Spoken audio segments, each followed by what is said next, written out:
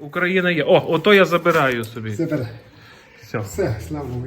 Вітаю, дорогі друзі! Ви на каналі Тарас Демчишин Диригент. Я вас дуже попрошу поставити вашу вподобайку і підписатися на мій канал. Я хотів би, щоб в мене було хоча б 10 тисяч підписників. На цьому каналі ви зможете почути якісну класичну музику, дізнатися про Японію. Сьогодні ми поговоримо про Львів, про древнє, історичне, мультикультурне, дуже загадкове місто Лева. Після приблизно 20 років життя за кордоном я зрозумів, що іноземці шанують своє минуле, свою історію. Для того, щоб дізнатися історію, є багато різних способів. Один з них – це перегляди старовинних фотографій. В 19-му та на початку 20-го століття львів'яни були щасливими. Вони вже були в Європі, розвинутими, інтелігентними, володіли багатьма мовами. Їх не треба було «освобождать» в лапках.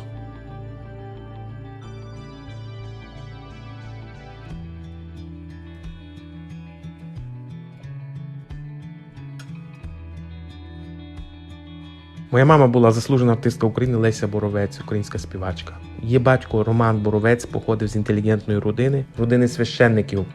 Він народився в Австро-Угорщині на той час у 1897 році. На жаль, я його не застав, мені було 2 роки, коли він помер. Про нього розповідали, що він був дуже мовчазний і взагалі нічого не говорив. Але все ж таки було дуже цікаво дізнатися, хто ж цей загадковий дідусь, подібний на композитора Ігоря Стравинського.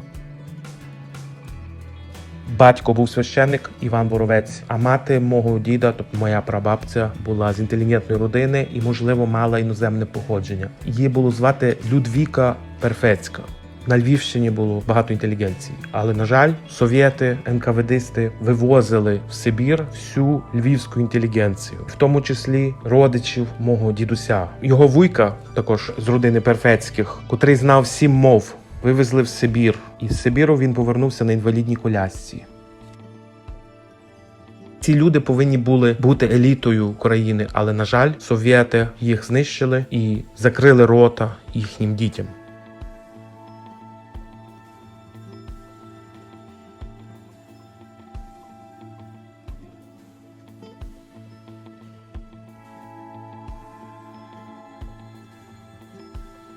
З розповідей я дізнався, що в мого дідуся була наречена, котру він дуже сильно любив. Залишилося дуже багато фотографій, котрі розповідають, що він її дійсно дуже любив, але вона, на жаль, померла від раку. Ще на той час фотографії були чорно-білими, але він їх розмальовував сам.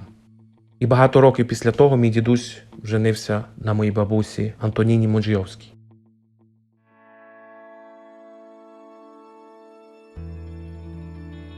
Судячи з фотографій, я зрозумів, що його брат служив в австрійських військах. А ось фотографія – це мій дідусь, його сестри, брат і зліва мама, тобто моя прабабуся Людвіка Перфецька.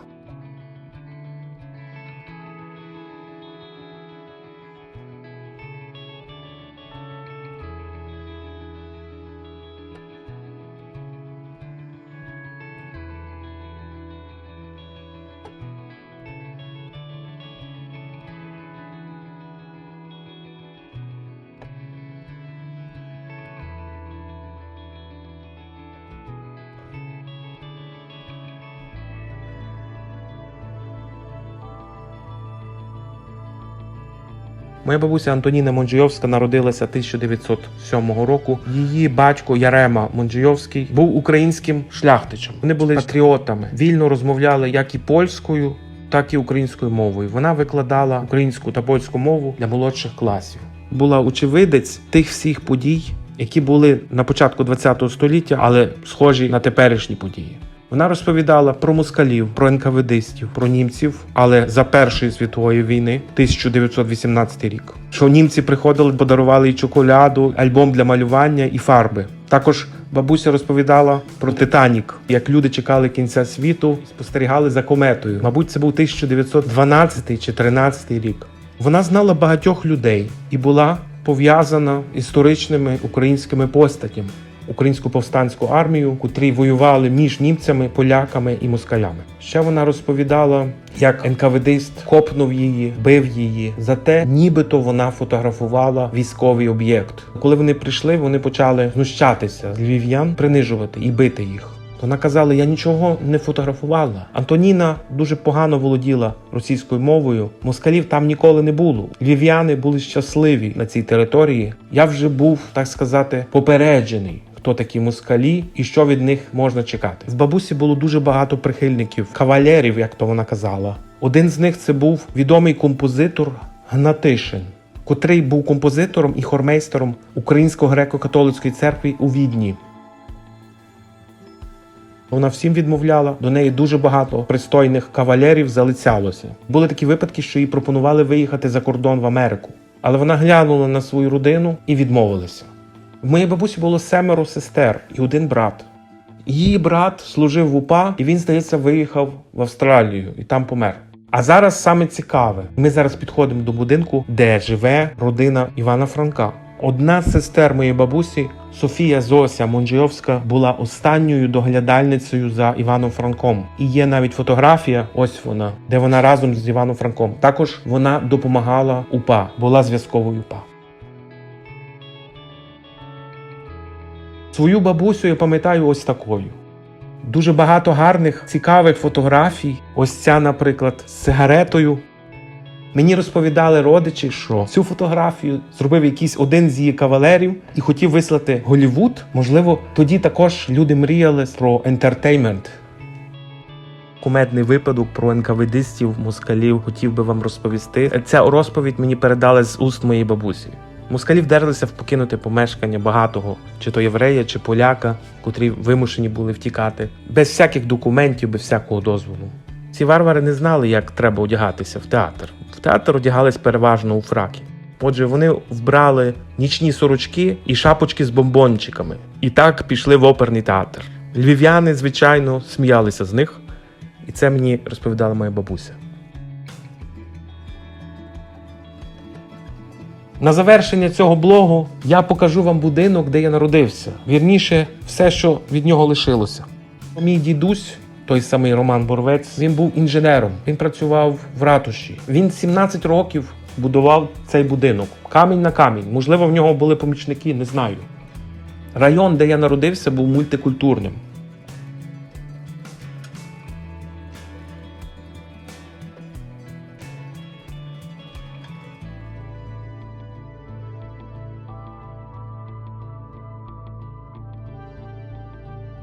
Ось тут жив внук НКВДиста. В нього на горищі я знайшов НКВДистську шапку і торбу. І моя бабуся таємно говорила, та то був КГБіст, то був НКВДист, його дідусь. Але всі ми гралися, ми були дітьми. Тут жив єврей Данило. Вони жили щасливо. В нього бабуся постійно його кликала: «Даніла, іди домой». А ось бачите цей розвалений москвич? Тут жив ще один КГБіст, типовий москаль – Альошка, обличчя котрого було схоже на Шарікова з «Собаче серце» Булгакова. Він, оцей москвич, купив в 90-му році по запчастинах і склав цей москвич, але він постійно в нього ламався. Пройшло 30 років, і цей москвич ще й досі тут стоїть. А тут жив один з моїх близьких друзів.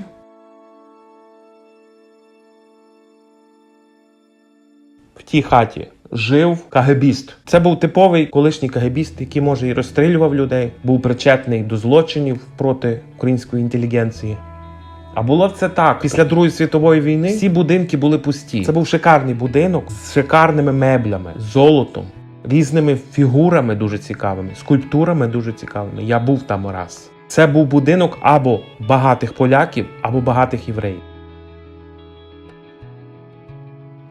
А в цьому будинку жив друг дитинства поляк. Їх було 2 братів. І ось після 25 років я прийшов на ту саму вулицю і з ним побачився. Ось така історія цікава. На одній вулиці жили мультикультурні діти. Це прекрасний район, в котрому мій дідусь побудував хату, яку він будував 17 років. Дуже важко будував. Але, на жаль, я приїхав на це місце, щоб поглянути на цю хату, бо ми її вже давно продали. Але її вже не було. Її знесли 3 дні до того, як я приїхав. Як не дивно. А ось так ця хата виглядала, коли збудував її мій дідусь.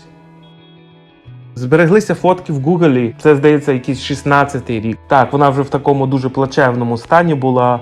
Там був дуже красивий сад. Справа в тому, що мій дідусь був педант, доглядав за садом, він садив дерева. Там було 5 сортів яблук, черешень, вишень, груш, слив, алеча, там все було. Сад величезний, красивий. Там я народився, там я виріс. Ця хата мені дотепер сниться. Чи в Японії, чи ще десь. Мені постійно сниться ця хата. Прекрасний парк, де в дитинстві я катався на санчатах, де з друзями бавились. На завершення хотів би сказати таке. Зараз дуже схожа ситуація. Багато людей виїхало з України, живуть за кордоном і невідомо, чи повернуться. Так само було і в 20 столітті. І, на жаль, виїхали якраз дуже хороші люди, які мали би будувати цю країну, котрі вибирали собі правильних чиновників, некорумпованих, підтримували би культуру. Звичайно, ці люди, котрі виїхали в Канаду, в Америку, вони підтримували Україну з-за кордону. Але їх дуже сильно бракувало в Україні.